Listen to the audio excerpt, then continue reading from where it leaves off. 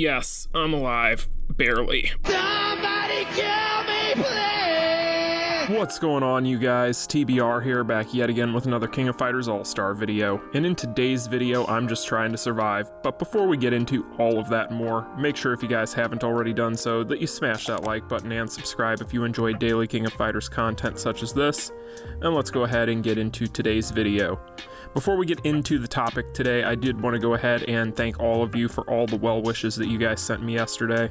For those of you who did not see my community tab post, I've been dealing with food poisoning for the past 24 hours, and I slept literally the entire day yesterday. In fact, yesterday was the first day in over 2 years that I haven't done all of my dailies on this game. Yeah, that should tell you exactly how bad it was. But I'm surviving. I'm feeling a lot better today, so we'll see how it all goes. But in today's video, I figured I would just go ahead and give you guys a short little tutorial. I'm gonna go ahead and give you guys some tips when it comes to the quiz time event in the King of Fighters All-Star. That way you guys will have a little bit better of an idea of how to get through this thing a little bit easier for those of you who have been asking me so many questions about how to get through it.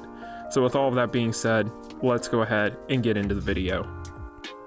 Alright, you guys, so as far as the KoFAS quiz time event is concerned, I've been getting a ton of questions about this thing, a lot of people complaining about it, so I figured I would go ahead and cut a short guide today. Since I'm only capable of really doing a short video today anyway, figured that this was the best option that I had available to me, so let's go ahead and talk about it. So when it comes to the quiz time event, basically the idea behind this is you're going to be asked a series of questions that are true or false questions that are going to be pertaining to not only the King of Fighters, but also the King of Fighters All-Star.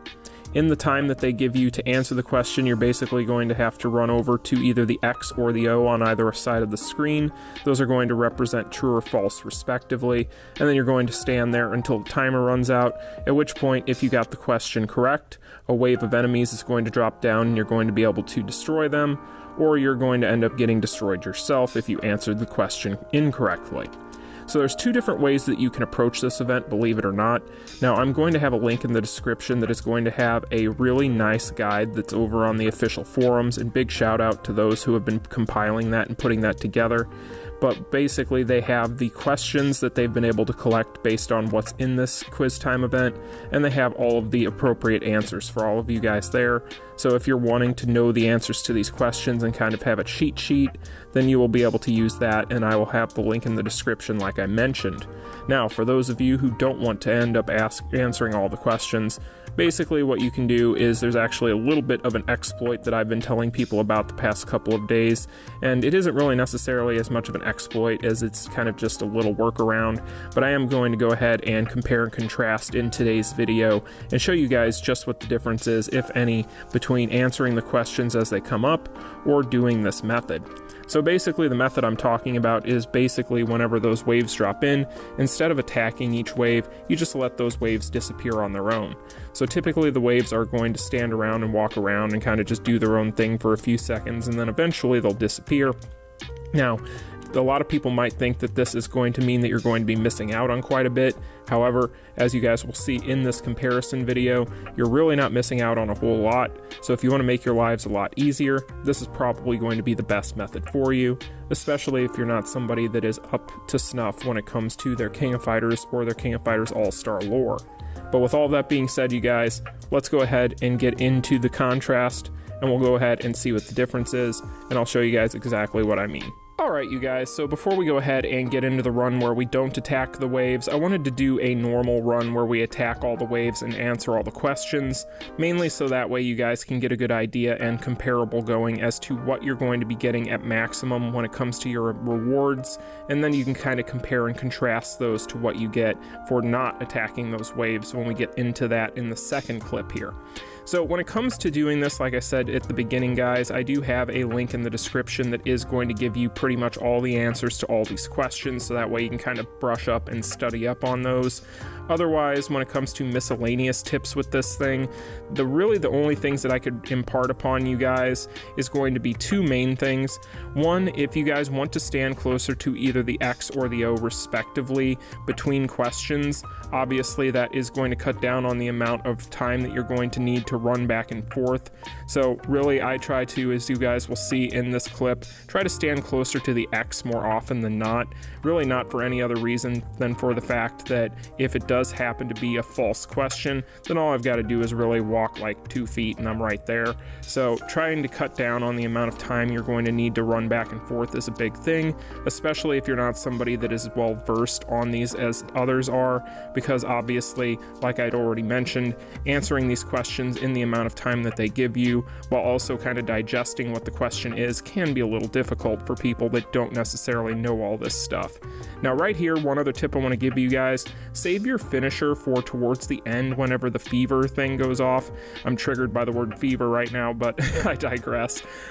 Basically go ahead and use your finisher here, and then you'll be able to take out that final fever wave, and then you'll finish it up. No muss, no fuss. So there you go, guys. Those are going to be the maximum rewards: 919 coins, 200 AP, and 50 Rudolph cookies. So with all that being said, let's get into the run where we don't attack all the waves and see what the difference is. So really the biggest difference here between this run and the previous one is going to be the fact that while you are still going to have to answer questions, and there's not going to be any way around that, and that's why I did go ahead and leave that link in the description for the answers to all these like I'd already mentioned, you can go ahead and ignore the waves. So if you ignore the waves, basically what's going to end up happening is they're going to stand around because they're non-aggressive waves. They're just going to kind of wander around and do nothing for a few seconds, and then they're going to disappear, at which point you're then going to have to answer another question. Now in that time that they're wandering around, the clock continues to run, so that is going to be the reason why you end up having to answer about half the amount of questions by the end as you would normally for just attacking them like you normally would. So this is going to be an excellent alternative for those of you out there who aren't going to know the answers to all these questions or just find this thing difficult in general, and this will also give you a chance to go ahead and get the maximum amount of rewards for this overall dungeon while you're still kind of learning the true and false questions from this thing, because eventually you'll start to memorize these over time. Like I mentioned, you still have to answer them regardless, but the nice thing is the more that you do this, by the end of this event you should have this stuff memorized, and this shouldn't be as big of a deal for you guys. So of course, there is going to be one small difference here by the end of this, and that is going to be the fact that we are going to get less gold coins for our drops by the end of this run.